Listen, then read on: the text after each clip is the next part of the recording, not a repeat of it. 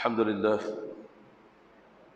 لله رب العالمين نحمده ونستعينه ونستغفره ونعوذ بالله من شرور أنفسنا ومن سيئات أعمالنا من يهده الله فلا مضل له ومن يضلل فلا هادي له أشهد أن لا إله إلا الله وحده لا شريك له وأشهد أن محمدا عبده ورسوله خاتم الأنبياء والمرسلين وعلى آله وصحبه أجمعين رب اشرح لي صدري ويسر لي أمري واحلل عقدة من لساني يفقه قولي رب يسر ولا تعسر يا كريم رب تمن بالخير يا أرحم الراحمين. Alhamdulillah, Tuhan, syukur kita kepada Allah Subhanahu wa taala. Sekali lagi dengan kurniaan Allah, dengan rahmat Allah, dengan keizinan Allah, kita diberikan keizinan untuk bersama-sama di dalam majlis ilmu. Moga-moga ia akan menjadi satu amalan yang akan membantu kita di akhirat kelak. Amin ya rabbal alamin.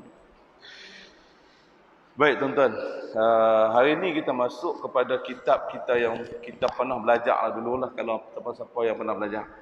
Nah, sore ini tak berapa ramai, malam pertama ni COVID.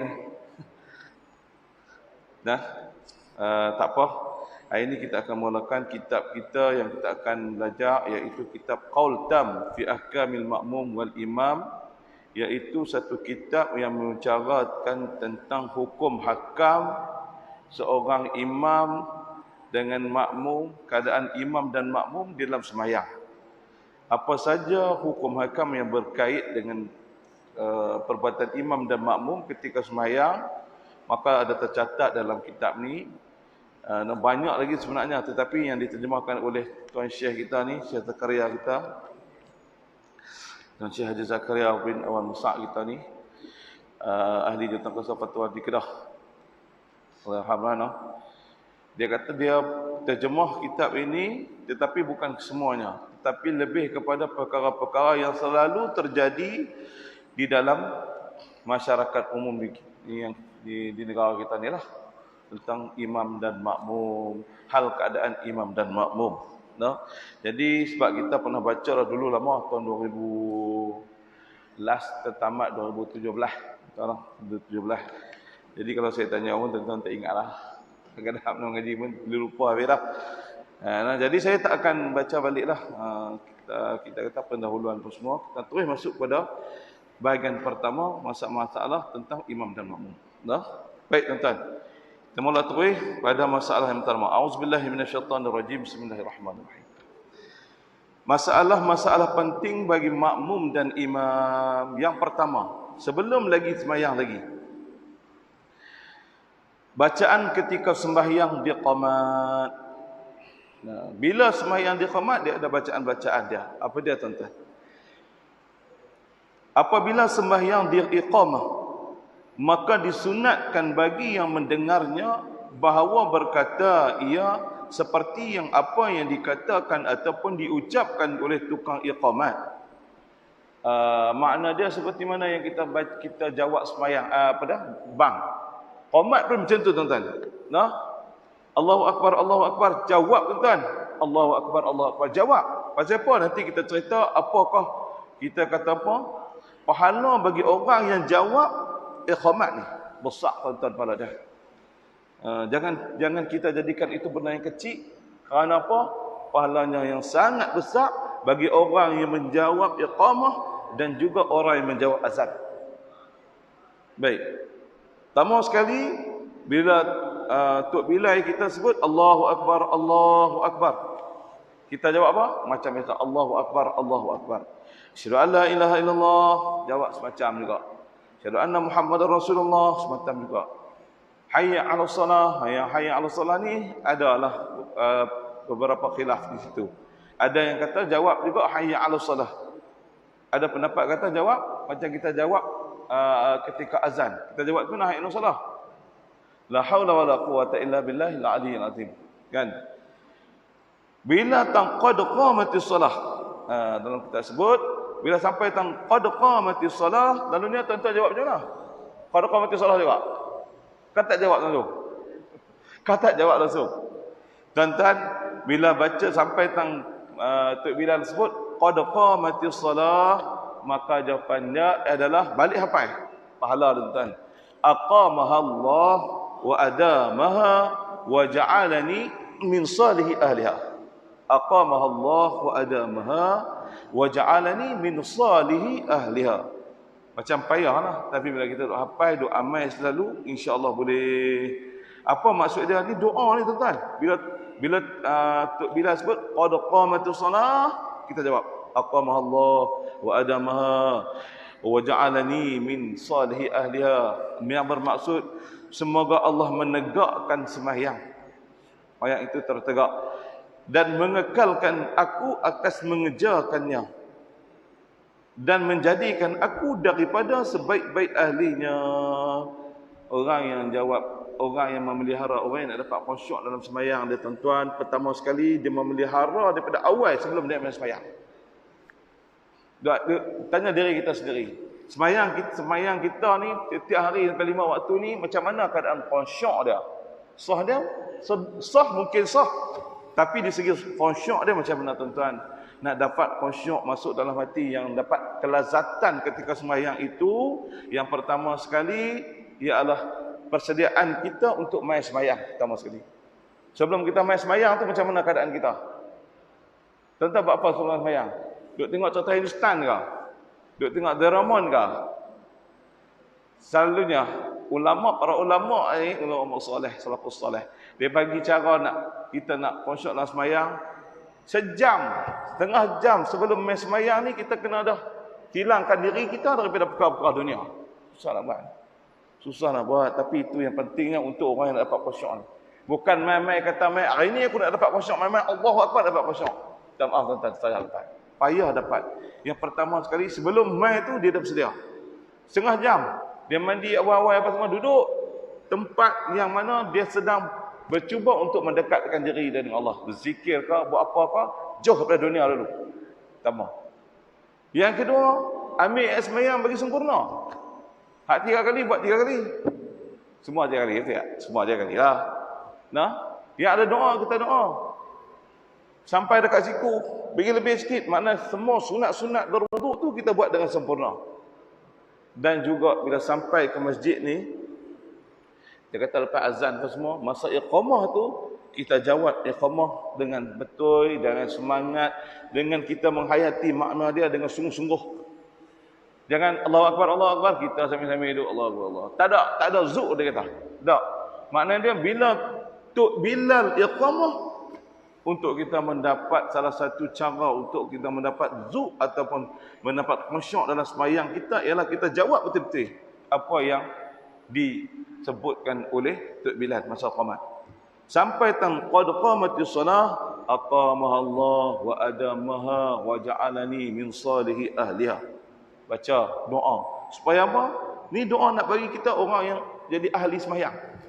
Supaya kita menjadi ahli sembahyang. Tuan-tuan, dalam hadis tersebut tentang orang yang bila dijawab azan dengan elok, kemudian dia jawab ataupun dia jawab iqamah dengan elok, kemudian dia berdoa. Adalah hadis, nanti kita akan jumpa tentang orang yang mana bila dia dengar iqamah atau azan, dia jawab semua yang Tok Bilal sebut.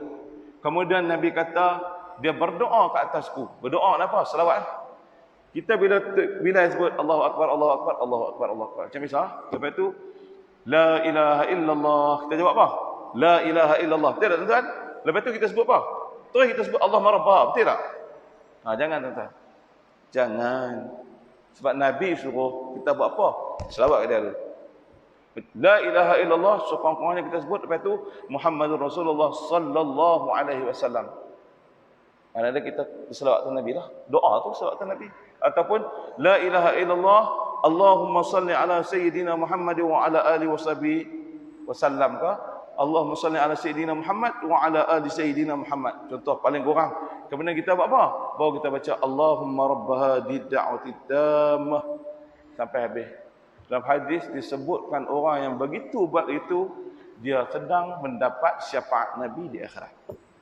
Syafaat Nabi tuan-tuan. Kita tak apa nak nampak ni. Sebab benda tu benda yang ghaibah. sam'iyah, hanya dengar apa yang Nabi sebut. Tapi bila di akhirat, bila sampai di padang mahsyar, bila tidak ada bantuan melainkan bantuan Allah dan Rasulullah pada masa tu, baru kita tahu, ya Allah, inilah balasan aku ni. Pasal apalah tak buat dunia tu, senang saja nak jawab. Lepas tu baca doa elok-elok, bukan dia payah. Orang itu orang yang betul-betul jaga ketika menjawab azan, dan ketika menjawab iqamah ini dijanjikan syafaat Nabi di akhirat. Syafaat Nabi ni macam mana tuan-tuan? Macam-macam yang Nabi bagi. Macam-macam.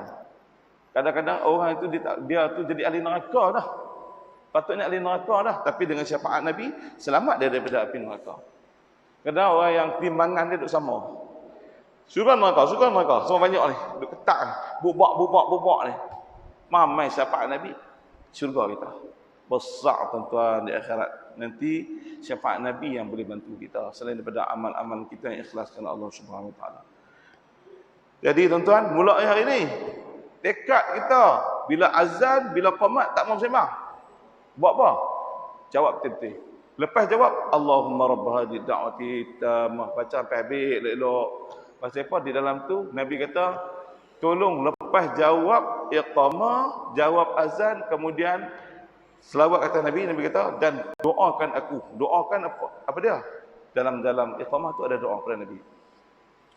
Wasilah, Nabi kita minta supaya Nabi itu duduk tempat nama dia wasilah. Wasilah ini satu tempat yang paling tinggi di hari kiamat kelak, ataupun kita kata apa? Di akhirat kelak. Di akhirat kelak satu tempat yang paling tinggi yang boleh duduk seorang saja duduk. Nama dia wasilah. Satu tempat yang Allah janjikan kepada Nabi Muhammad SAW. Kita selalu dengar dah kalau tok guru cerita pasal hari kiamat ni, bila semua manusia dibangunkan ni dalam keadaan berbogel. Semua manusia dalam berbogel, sehingga Aisyah tanya kepada Rasulullah, tak malu ke lagi? Semua pakai bogel hak lelaki, tengok perempuan lelaki, tak malu ke? Tak. Tidak ada rasa malu masa tu, sebab apa? Takut dalam ketakutan.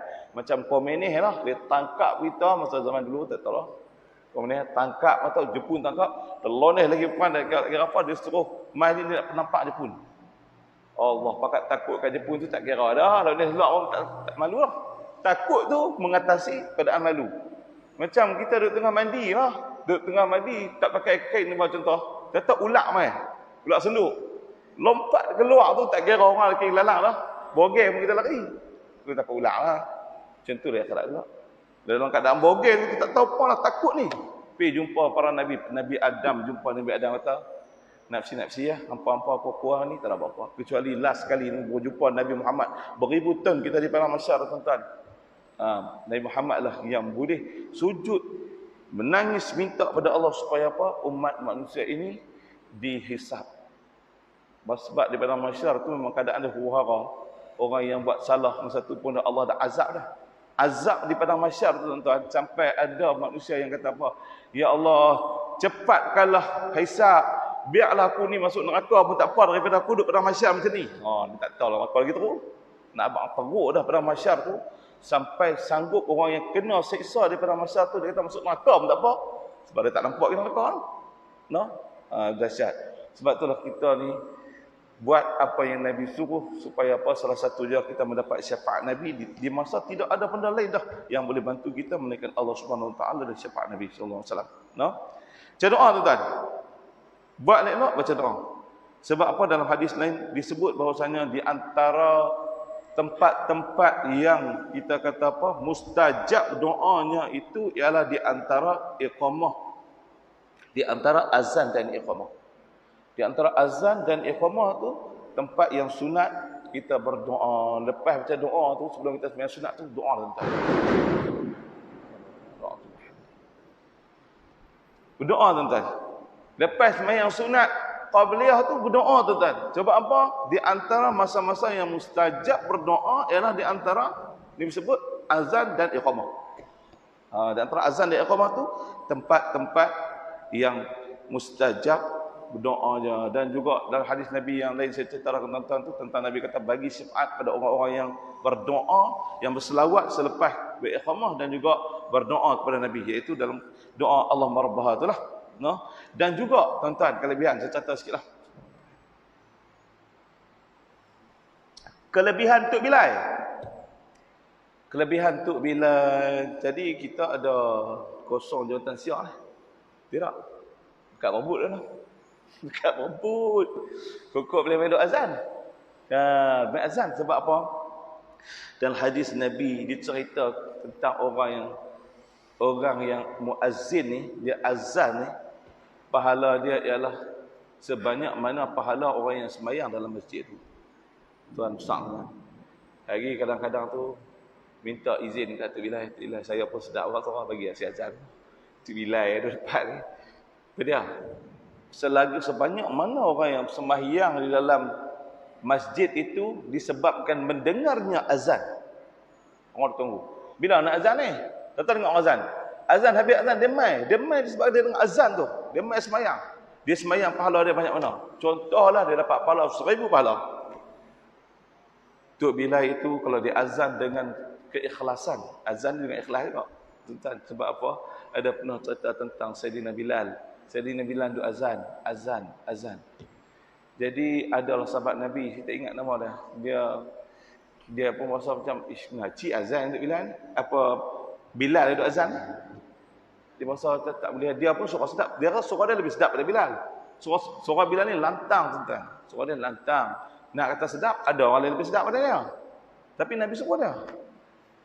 Sehingga satu hari ada seorang sahabat Nabi mai jumpa Rasulullah, minta izin kepada Rasulullah, saya duduk dengar Rasulullah bah.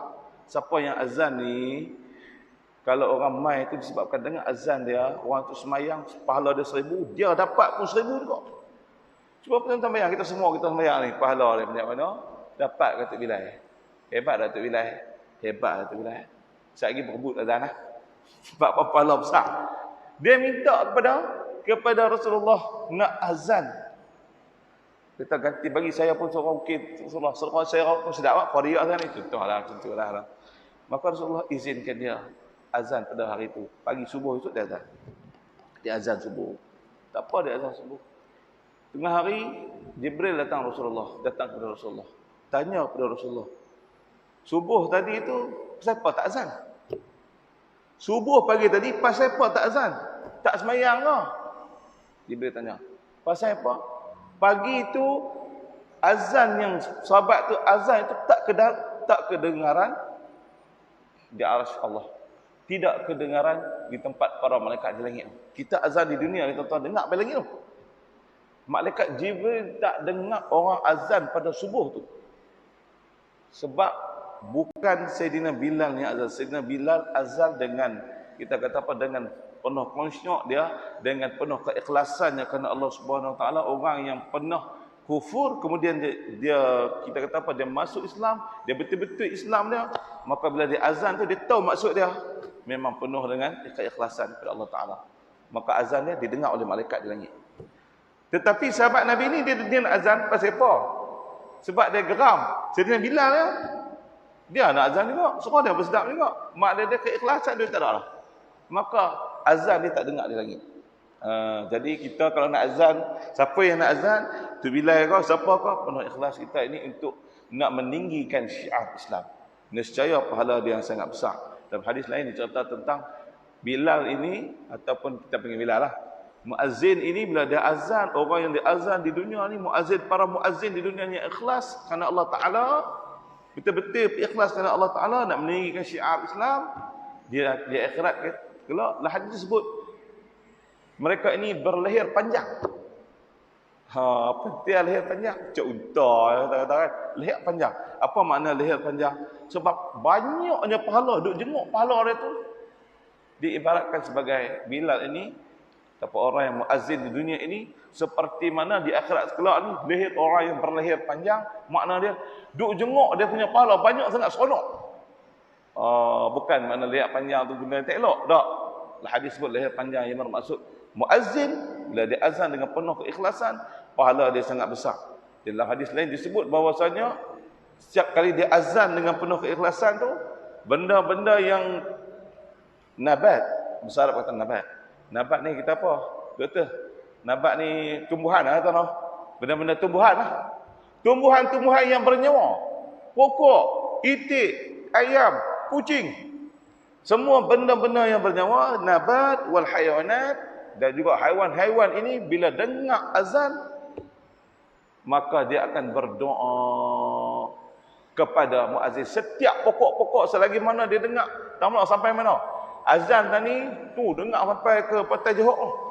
Setiap pokok-pokok, daun-daun pokok yang dengar azan tu akan mendoakan kepada muazzin. Akan mendoakan kepada muazzin. Besar tuan-tuan. Minta doa apa? Memintakan keampunan. Jadi siapa yang berazan tu, tekad dalam hati dia ikhlas kerana Allah Ta'ala. Jangan pasal benda lain. Sebab pahala besar sungguh. Pahala sangat besar yang boleh membantu dia di akhirat kelak. No? Baik. Saya kata tadi manusia. Kalau manusia dengar, dia memang semayang. Dia semayang dapat pahala. Pahala tu sampai ke muazzin. Begitu juga jin. Hadis tu lupa lah tuan-tuan. Jin pun dengar juga kita azan ni. Jin pun semayang tuan-tuan. Jin semayang. Jin manusia yang dengar azan daripada muazzin, kemudian dia semayang disebabkan dia dengar azan itu, pahala dia kalau 1,000, 2,000 sampai kepada muazzin. Jadi kita ada satu lagi kosongan semacam apa promosi pula. Kosongan siap di masjid kita ni kita berkhidmat untuk masjid kita. Pahala bukan sikit-sikit, ikhlaskan Allah Ta'ala, pahala bukan sikit-sikit. Nah, baik. Yang kedua. Masalah yang kedua. Janganlah berbimbang-bimbang, yakni asyik masyghul bahasa dia tu. Dengan doa ketika semayang Jumaat dikhamatkan. Dan sebab dia kata di antara semayang dan juga qamat dan semayang, di antara azan dan qamat, di antara qamat dan semayang, masa tu doa mustajab. Jadi dia nak berdoa. Tapi semayang Jumaat dah. Semayang Jumaat dah. Apa maksud dia? Apabila semayang Jumaat dia qamat. Bila qamat nak semayang Jumaat ni, maka hendaklah kamu berbimbang dengan menjawab tukang qamat itu. Kita jawab Allahu Akbar, Allahu Akbar, kita pun Allahu Akbar, Allahu Akbar, syada la ilaha illallah, syada la ilaha illallah, sampai qad qamatis salat, aqamallahu adama wa ja'alani musalli alaiha, Allahu Akbar, Allahu Akbar. Jawab. Nah, janganlah dengan berbimbang asyik ketika qamat dengan berdoa. Orang doa qamat, kita ada doa. Jangan. Walaupun pada masa itu mustajab, tapi menjawab iqamah itu lebih baik. Menjawab iqamah itu pahala dia lebih besar. Di mana yang dilakukan oleh kebanyakan orang-orang jahil. Kita pada zaman itu bila mereka dengar hadis, Nabi kata di antara tempat-tempat yang mustajab, doa ialah di antara azan dan iqamah dan juga solat. Jadi masa Tok Bilal duduk qamat, dia duduk baca doa. Itu perkara yang tak betul, tidak memahami hadis dengan cara yang betul. Mereka pada ketika itu asyik berdoa meninggalkan menjawab tukang qamat, dan perbuatan ketika itu adalah salah kerana tidak tepat pada sunnahnya. Maknanya tidak memahami sunnah dengan betul. Sesungguhnya tempat dan masa yang berdoa itu ialah setelah qamat, waktu membetulkan saf-saf. Lepas habis Tok Bilal qamat, Allahu Akbar, Allahu Akbar, la ilaha illallah, kita pun la ilaha illallah Muhammadur Rasulullah sallallahu alaihi wasallam, Allahumma rabb hadhihi ad-da'wati tammah wa salatul qa'imah. Habis kemudian sunat kepada imam membetulkan saf kecuali COVID-19. Lah tak boleh buat bos. Bila saya kata rapatkan saf sekurang-kurangnya perkataan saf, tu imam ni disunatkan disebut, saya bagi abang ni, kut tuan-tuan lupa. Hak azan adalah hak muazzin. Untuk Allahu Akbar azan. Itu adalah hak muazzin. Hak Tok Bilal. Apa maksud dia? Tok Bilal tak payah tunggu Tok Imam kata, pergi azan, tak payah. Masuk waktu je, Tok Imam tak boleh pegang Tok Bilal, kata, hang jangan azan. Tak boleh. Tak boleh. Tok Bilal berkuasa pada masa itu. Itu hak dia. Dia terus bangkit, dia Allahu Akbar, Allah bang. Tak apa. Tapi hak iqamah sebelum Tok Imam Tok Bilal iqamat, hak itu adalah kepunyaan imam. Dan Tok Imam macam mana ni? Nak qamat ke? Kena tanya dulu. Kong-kong dia kelin Tok Imam. Imam gua apa? Orang. Sebab hak untuk membenarkan seseorang itu beriqamah adalah hak imam, bagi Tok Imam ready maksudnya. Tapi hak azan, hak pada Tok Bilal. Tok Imam pun tak ada hak apa benda satu. Nah. Dan juga hak membetulkan saf adalah hak imam. Jangan Tok Bilal itu pula kata, saf, saf, saf sufufakum, Allahu Akbar, Allahu Akbar. Tak kena. Dalam buku fiqh tak kena. Yang kata saf sufufakum tu adalah Tok Imam. Selepas Tok Bilal dia qomat sampai habis semua baca doa, Tok Imam ni sunat dia. Nanti kok tuan-tuan tadi Tok Imam habis Covid nantilah. Dan ni tak boleh kata saf bagi orang kat rapat boleh main dekat kita. Tak maulah, kan? Nanti bila tak ada apa dah semua ni, masa saf kita dirapatkan, Tok Imam sekorang-korangnya sebut kata saf. Sunat dia sebut kata saf. Sekurang-kurangnya saf, sekurang-kurangnya. Tapi saf sufufakum ataupun bahasa Melayu, betulkan saf anda. Apa-apa saja perkataan yang menunjukkan bahawa Tok Imam tu suruh rapatkan saf adalah sunat. Adalah sunat. Dia kata masa Tok Imam duduk kata saf sufufakum, kita ni makmum buat apa? Rapat dah saf, sambil itulah kita berdoa, jangan berhenti doa. Sampai Tok Imam balik ke depan, Tok Imam buat apa? Dia nak takbir, kita jangan doa dah. Tapi sambil-sambil duduk tunggu Tok Imam duduk saf sufufakum, dia tengok betul saf tu, sunat Tok Imam ni. Sunat Tok Imam, betul saf. Ada sahabat Nabi Sayyidina Umar, dia pernah keluar bawa pedang. Tak bagi saf, bagi belok. Bawa pedang. Kita katakan nak bagi saf tak elok, pentingnya saf dalam sembahyang tu. Jadi masa tu kita berdoa. Doa apa? Doa yang mudah-mudah bagi kita. Rabbana atina fid dunya hasanah la akhirati hasanah wa qina azabannar. Apa-apa doa saja yang warid dalam hadis yang boleh kita doa yang bawa kebaikan pada kita di akhirat. Di dunia ni biasa kot. Di dunia ni banyak lain. Tang doa mustajab ni kita minta akhirat tuan. Dengan duk, ya Allah, Tuhan aku bagilah anak aku dapat 10 SPM. Ya Allah, masa tu tak apalah, hak tu tak apa pahalai lah. Masa mustajab lain lah. Tapi masa jenis-jenis ni, hak sikit-sikit, singkat-singkat ni, kita buatlah doa-doa yang akan menyelamatkan kita daripada api neraka Allah Ta'ala. No? Baik. Ada soalan sampai tuan-tuan? Tak ada lagi kot no?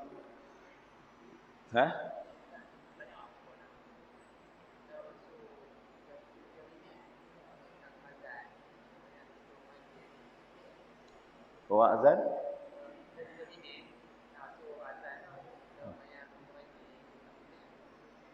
Masa tak azan lagi ya? Ya. Masuk orang tak azan lagi, ada masa lagi. Maksud dia ada 3 minit lagi nak azan. Mayang betul tahiyatul masjid tak? Mayang. Semayang tahiyatul masjid. Dia sampai-sampai orang tak azan lagi, ada lagi masa tengok dalam seminit 2. Nak tunggu nak jawab azan kau sebab tabak tadi jawab azan pada besar kan. Kita tunggu pada azan lah. Tak payah main masjid. Tak. Tahiyatul masjid, sunat tahiyatul masjid ni antara sunat-sunat yang baik supaya kita tidak berhutang dengan Allah Taala. Ada yang berhutang dengan Allah Taala sampai dia masuk dalam masjid, dia ada masa lagi, dia tak semayang sunat tahiyatul masjid.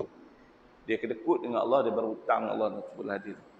Nah, jadi kalau tak azan lagi semayang lah. Walaupun lagi seminit, semayang lah.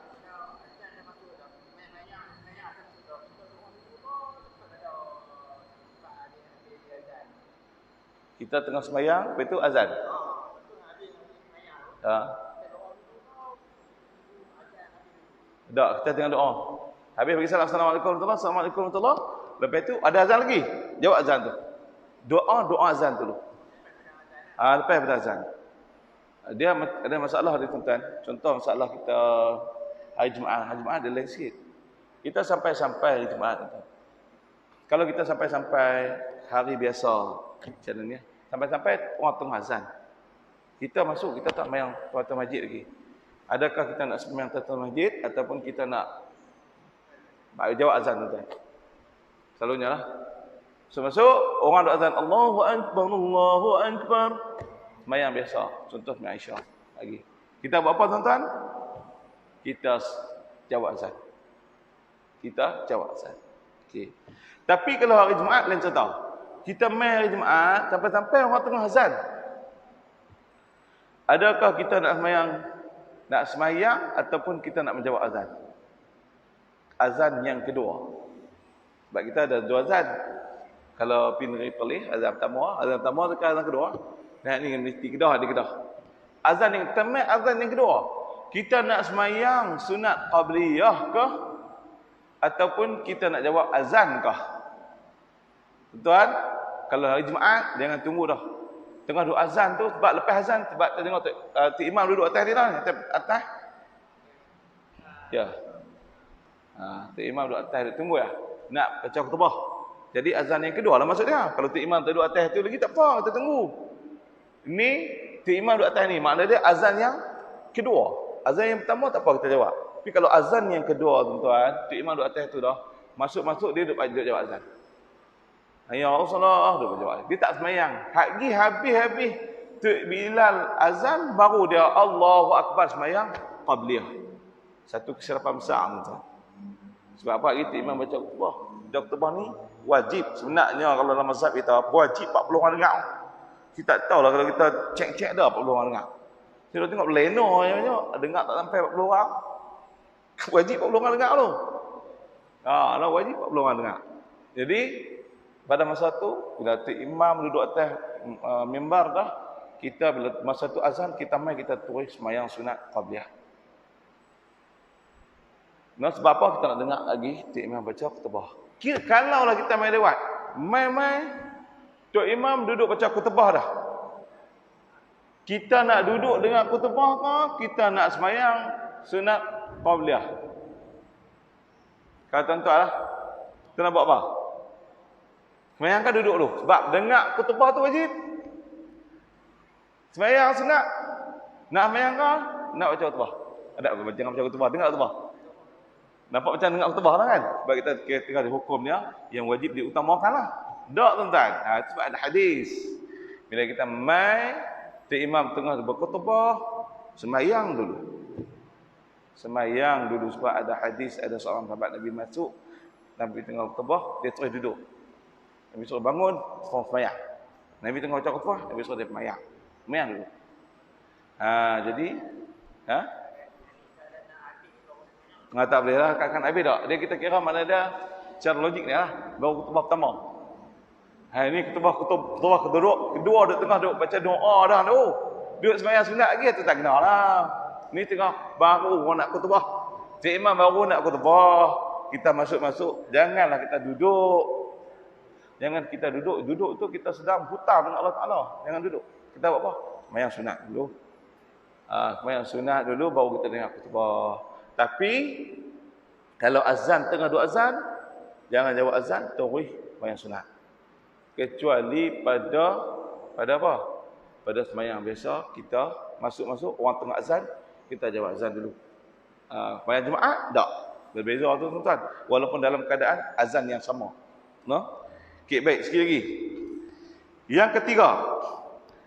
Ini mazhab Syafi'i. Dan juga sembahyang bukan pada hari Jumaat. Hari Jumaat serta lain. Baik, yang ketiga. Janganlah berdiri sehingga selesai qamat. Dalam mazhab Syafi'i, jangan kita berdiri selagi mana belum selesai iqamah. Para makmum yang sedang duduk, jangan bangun berdiri dia sehingga selesai daripada iqamah. Bila Allahu Akbar, duduk kelang kabut bangkit, tak payah. Duduk, jawab sampai duduk. Sunat dalam mazhab kita, jawab iqamah itu dalam keadaan duduk. Tak payah duduk diri. Diri cepat sikit lagi, duduk soh depan, jangan. Sebab apa? Sunat dia kita duduk. Para makmum sedang duduk, jangan bangun berdiri sehingga selesai daripada iqamah. Dan kata qil ada pendapat yang lain lah. Bila kata qil ni makna dia pendapat yang lain dalam mazhab kita juga. Hendaklah bangun berdiri ketika tukang qamat berkata qad qamatis salah. Dia ada dua pendapat. Pendapat yang pertama, pendapat yang paling kuat, iaitu jangan sekali-kali kita bangkit ketika Tok Bilal tengah iqamah, melainkan selepas Tok Bilal habis la ilaha illallah, jawab habis, kita jawab dah, baru kita bangun.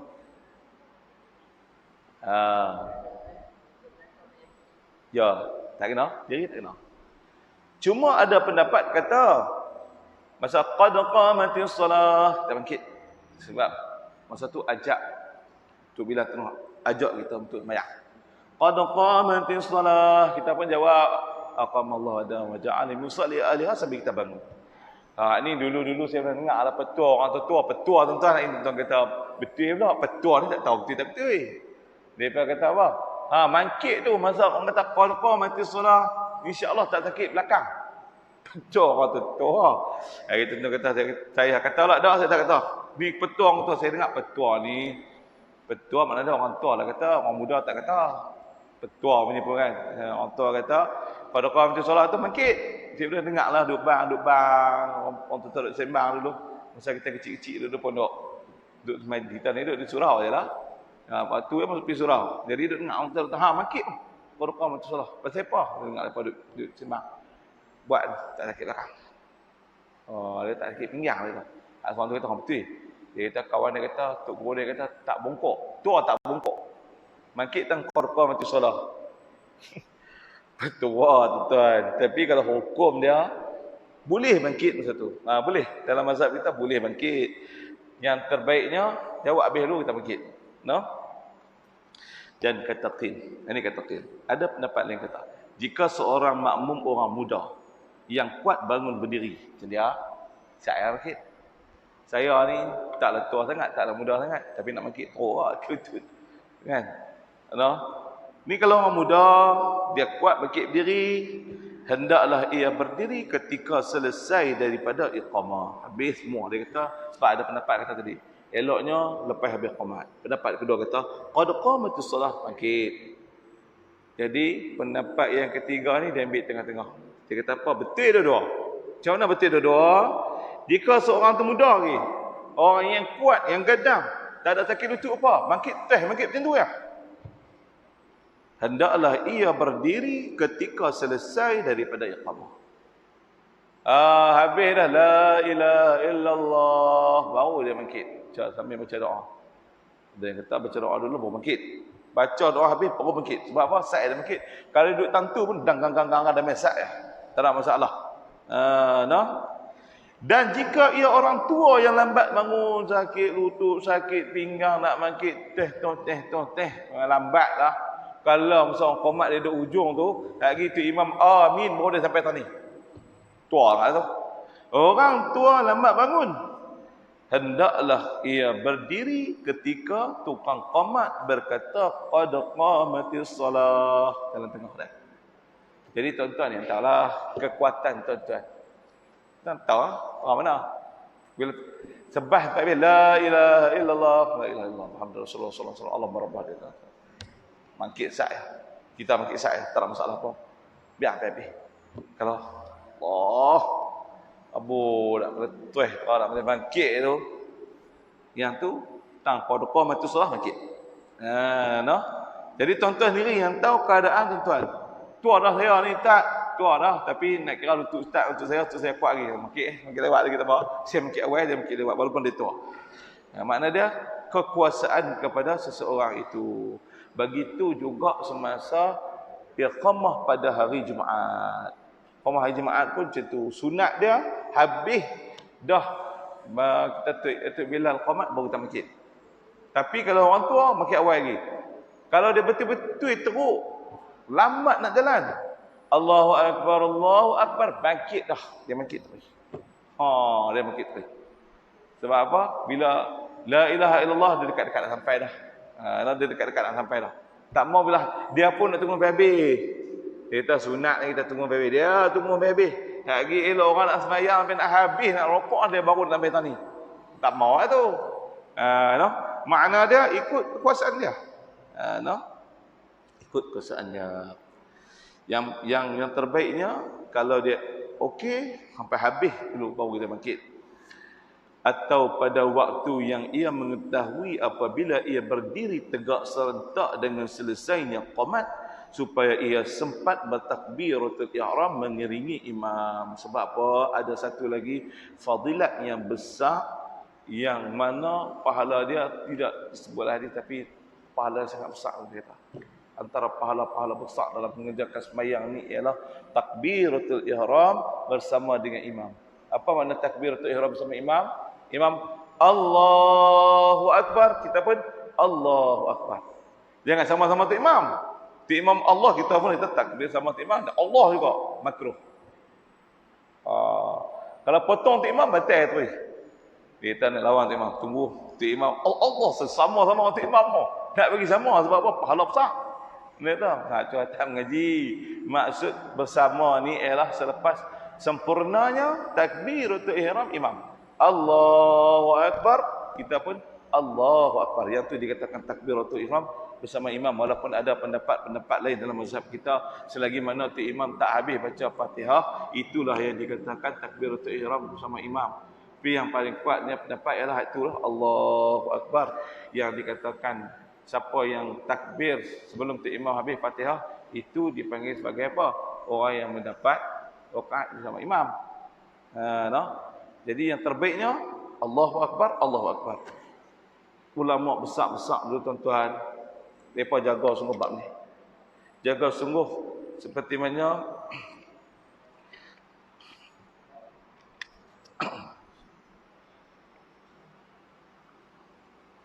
tabi'in. Sa'id ibn Musayyib. Orang yang mengaji dia kenal lah. Sa'id ibn Musayyib ni seorang, kita kata apa, wali besar lah. Imam Sa'id ibn Musayyib. Dia ni kata, dia jaga sungguh, dia dengar hadis Nabi tentang besarnya pahala orang yang bertakbir tu ihram bersama imam ni, jaga sungguh. Kita tak lebat tuan-tuan. Saya boleh kata apa? Kita tak lebat. Mustahil kita lebat.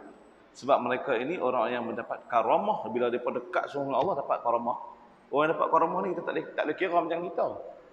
Sebab itulah Imam Syafi'i dia boleh baca sehari 2 kali khatam Quran pada bulan Ramadan. Sehari 2 kali khatam. Hari-hari biasa 2 hari sekali khatam. 2 hari sekali khatam. Tak boleh bayang sebab dia mengajar ni. Perempuan-perempuan mengajar ni. Imam Syafi'i menulis buku banyak, tapi dia boleh khatam Quran 2 hari sekali. Bulan puasa sehari 2 kali khatam Quran. Nak bayang tu mana? Tak boleh bayang tuan-tuan. Sebab apa? Mereka dekat dengan Allah, mereka jadi macam syok. Macam kita kata hobi kita. Macam hobi dah. Saya suka mengai. Duduk atas bot 5 jam tak apa-apa kan? Tak apa. Macam orang suka main game tu, kita tengok, saya baca dalam satu wakalah tu, ada orang mati main game dia tak berhenti. Muak tu tak berhenti. Orang putih ni. 7 hari 7 malam tak berhenti. Mati. Dia mati sebab main game. Tak berhenti. Pasal apa dia boleh duduk tak berhenti terus tu? Zuk, dia masuk zuk, dia masuk keseronokan. Kita keseronokan kita apa? Kalau kita hak benda seronok tu sejam tak pasal apa. Para ulama, para habaib, orang yang dekat dengan Allah Ta'ala, hobi mereka ataupun zuk yang mereka dapat adalah ketika baca Quran. Ketika mereka sembahyang. Sebab tu mereka boleh sembahyang. Macam Sayyidina Osman, yang saya sebut lah. Dia boleh sembahyang sunat. Takbir Allah lepas sembahyang Isya ni, Allahu Akbar. Sampai tengah malam separuh Quran. Rakaat pertama. Rakaat kedua, habis satu Quran lagi. Habis setelah Quran lagi, maknanya sepanjang dia sembahyang 2 rakaat, khatam Quran, berislam, Assalamualaikum warahmatullahi, Assalamualaikum warahmatullahi, Bilal azan. Dia bayang tuan. Dia tak berasa apa masa sembahyang tu, zuk dia, seronok dia macam apa yang kita seronok buat. Tuan-tuan boleh bayang tu? Boleh lama. Jadi Sa'id ibn Musayyib ni dia kata apa? Dia tidak pernah meninggalkan takbiratul ihram bersama imam ini selama agak-agak berapa tahun tuan-tuan? 50 tahun. Sa'id ibn Musayyib tidak pernah melihat punggung orang di depannya selama 50 tahun. Sebab apa? Sama ada dia duduk di saf depan ataupun dia menjadi imam. Cuma dia boleh tengok punggung makmum, dia tak nak tengok.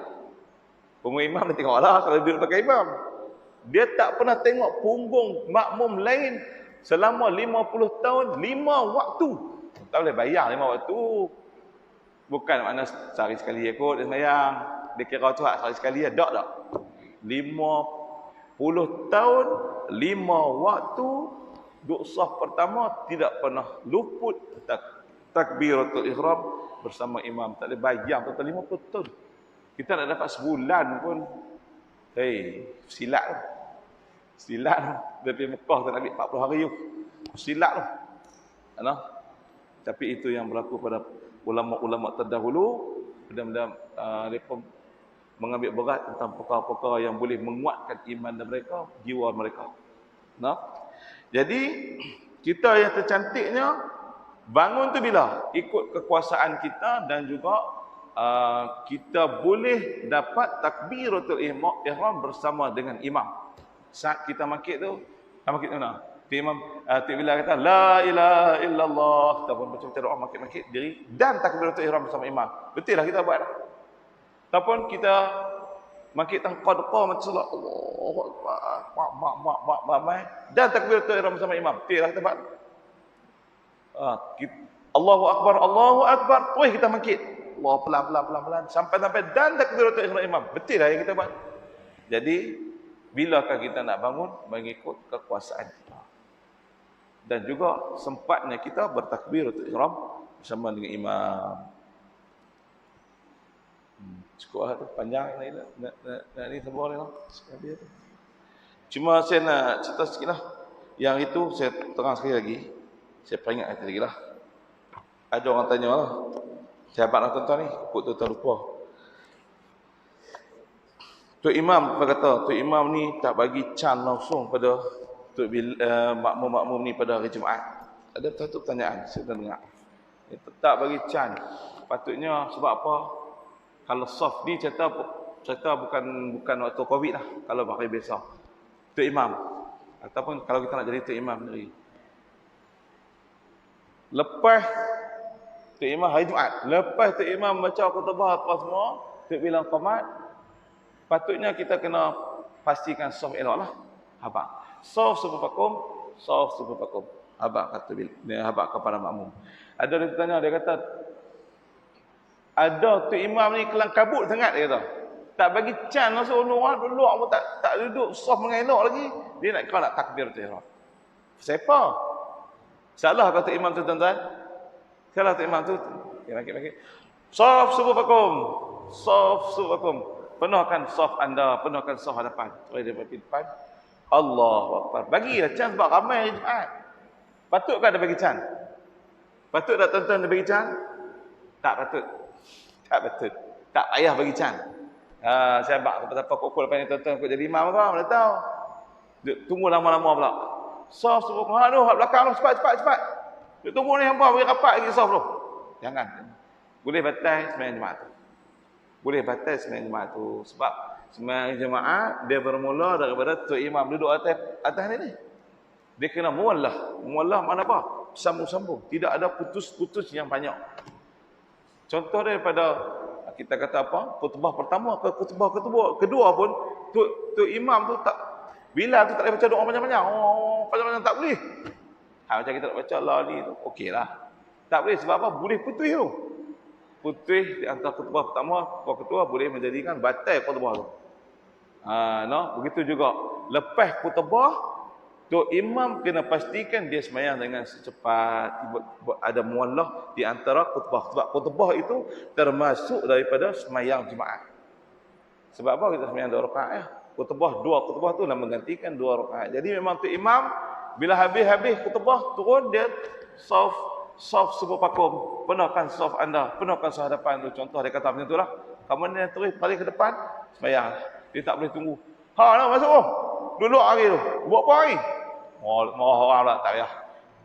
Tok imam ni kalau nak marah masuk atas mimbar, dia boleh marah. Mak Nabi pernah marah. Ni hampa tengah duduk tebang hampa duduk sembang apa? Boleh tak? Cik imam kata macam tu, dia tidak membatalkan pahala sembahyang dah.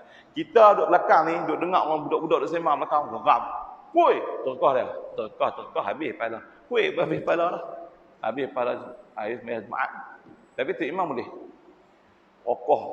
Mau masuk. Macam Ustaz Abdullah Fari tengah dia khutbah. Sampai tu. Okoh mau masuk Mau dia buat apa dulu Tengah khutbah tak apa. Tok Imam boleh. Tok Bilal orang biasa jangan duduk marah apa kat depan. Marah lepas habis. Kita pun kita bagi nasihat lah cara marah kepada budak. Budak-budak. Duduk di paduk sembang belakang tu biasa budak-budak. Maksudnya kita kena abang elok lah. Jangan bagi mereka jauh dengan masjid. Salah kita kalau bagi mereka jauh dengan masjid. Baik, jadi makna dia hari Jumaat, kalau hari Jumaat tuan-tuan nak makit bila orang qamat, tengok kedudukan tuan-tuan. Kalau duduk jauh sana, duduk di luar, orang qamat yang boleh makit lah. Kita main terlewat hari tu, duduk di luar, nak masuk dalam. Jadi bila dengar Tok Bilal qamat yang makit cepat-cepat duduk depan. Supaya apa? Hari kita duduk dalam saf dan sempat takbiratul ihram bersama imam. Kalau dalam duduk depan ni lah, tunggu sampai habis tu. Habis iqamah masjid. Itu cara dia. Betul tak? Cara kita nak jawab iqamah dan bilakah kita nak bangun untuk menunaikan sembahyang selepas iqamah. Dia ada cara dia. Dan insya-Allah pada minggu depan kita cerita tentang tidak disunatkan tahiyatul masjid ketika sembahyang sedang diqamatkan, iaitu dalam bila jemaat bilakah yang tersebut tadi lah, tapi dia akan hurai sikit pada minggu depan. Nah, baik, saya nak mati kat tu lah untuk hari ini. Dan jadi kuliah kita untuk kitab ni hari Isnin minggu ke-3 dan juga minggu ke-4. Kitab Qaul Tam, untuk Qaul Tam hari Isnin minggu ke-3 dan ke-4. Untuk kitab Idaman Penuntut hari Rabu minggu ke-2 dan ke-3.